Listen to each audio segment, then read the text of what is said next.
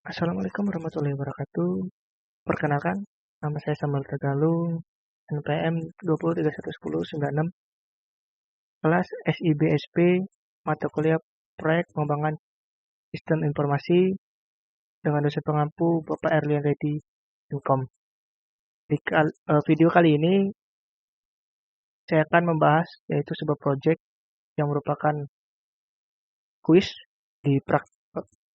praktikum di SPADA, yang dimana salah satu diminta proyek ini mahasiswa membuat proyek itu sistem pembelajaran daring di masa pandemi.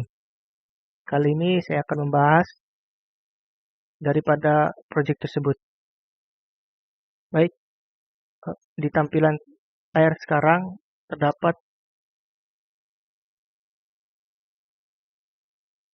proyek pengembangan sistem informasi dengan menggunakan yaitu Microsoft Project untuk pembahasan video kali ini. Nah, langsung saja di dalam proyek ini terdapat beberapa text name ataupun subbab yang akan sebagai acuan di proyek pengembangan sistem informasi. Nah, di sini terdapat yaitu analisa dan desain di task name ini. Kemudian terdapat desain aplikasi, programming, testing, instalasi program, training client, kemudian yang terakhir maintenance.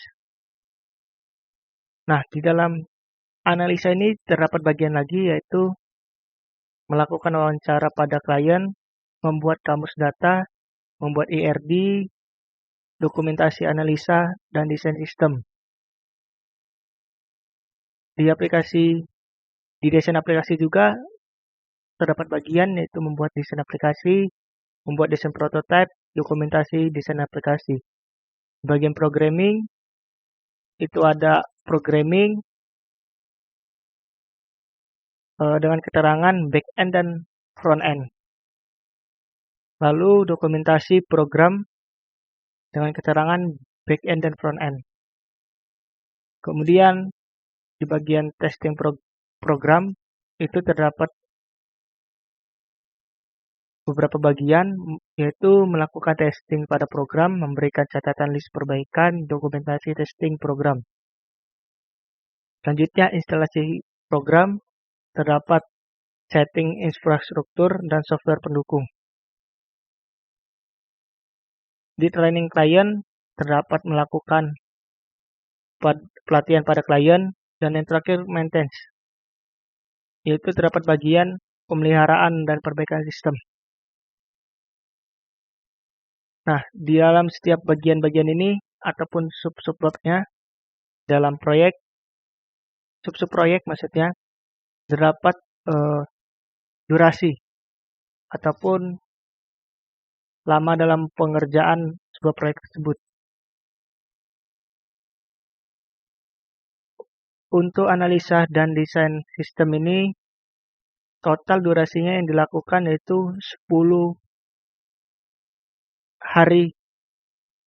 Kemudian desain aplikasi yaitu 19 hari, programming 15 hari, testing program 13 hari, instalasi program 7 hari, training client 5 hari, kemudian maintenance 7 hari.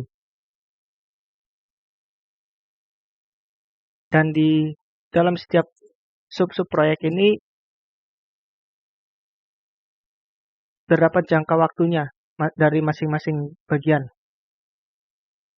Nah, untuk dimulainya proyek ini yaitu dimulai pada tanggal 10 bulan 8 dan kemudian diakhiri pada tanggal 26 bulan 8 tahun 2022. Sedangkan yang desain aplikasi secara keseluruhan yaitu dimulai pada tanggal 23 bulan 8, kemudian berakhir pada tanggal 20 bulan 9. Untuk program, yaitu dimulai sesudah desain aplikasi terbentuk, yaitu tanggal 20 bulan 9, kemudian selesai di tanggal 11 bulan 10.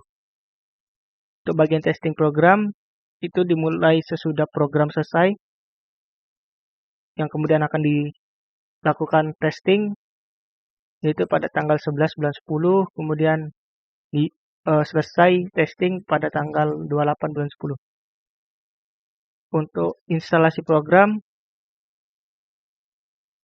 itu dari tanggal 28 bulan 10, kemudian selesainya tanggal 8 bulan 11. Untuk training klien, tanggal 9 bulan 11, kemudian selesai tanggal 16 bulan 11. Dan untuk maintenance sendiri itu lama waktunya tanggal 16 bulan 11, kemudian selesainya tanggal 25 bulan 11. Nah, untuk predecesornya ini, di sini kita dapat melihat itu antara dimulai dengan membuat sudah dari melakukan wawancara pada klien, kemudian membuat kamus data dengan mengisi kolomnya, yaitu 2, kemudian IRD, sudahnya itu sudah membuat kamus data, akan melakukan yaitu membuat IRD. Nah, sesudah selesai dari membuat sudah melakukan wawancara pada klien, kemudian kamus data dan IRD, kemudian dilakukan sebuah dokumentasi analisa dalam desain dengan predecessor 2.4.2.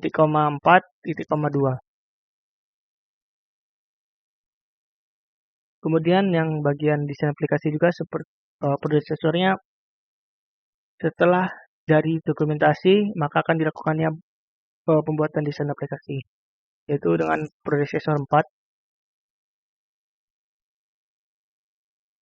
Kemudian desain prototype, sesudah dari desain aplikasi akan baru dilakukan prototype. Kemudian desain aplikasi sistem, desain aplikasi, yaitu predecesornya 7.8.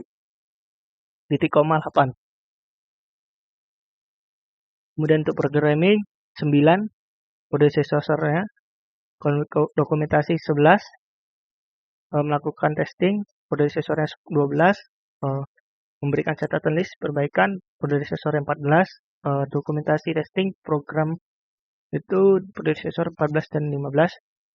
Untuk setting itu predecesornya 16, sesudah testing program, kemudian melakukan pelatihan pada klien, itu predecesornya 18, setelah setting infrastruktur, dan yang terakhir itu maintenance, sesudah melakukan pelatihan pada klien. Nah, untuk resource name sendiri, di sini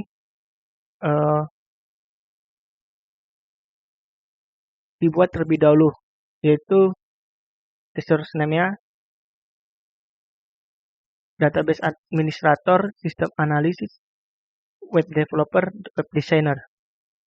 Dengan tipenya yaitu pekerja.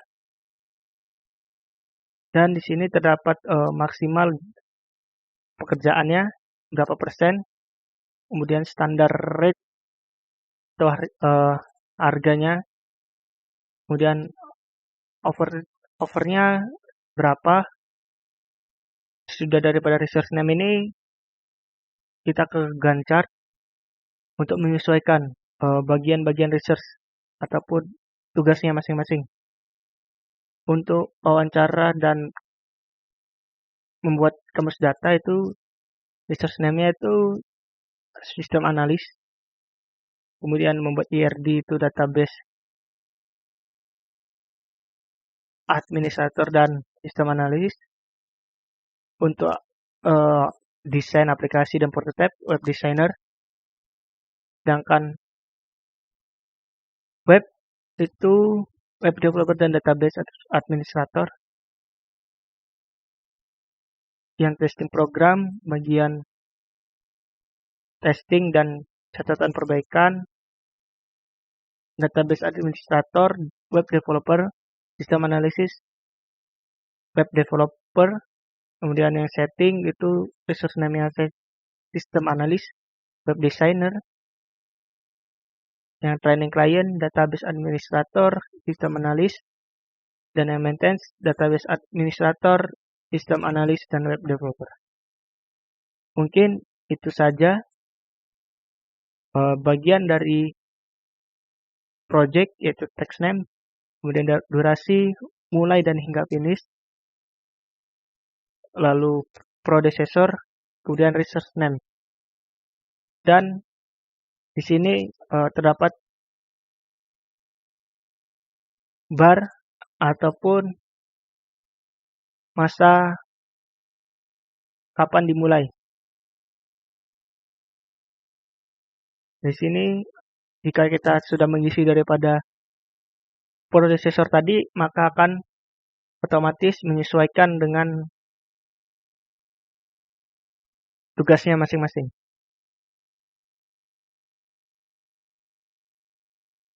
Mungkin itu saja yang bisa saya jelaskan. Kurang lebihnya saya mohon maaf. Terima kasih.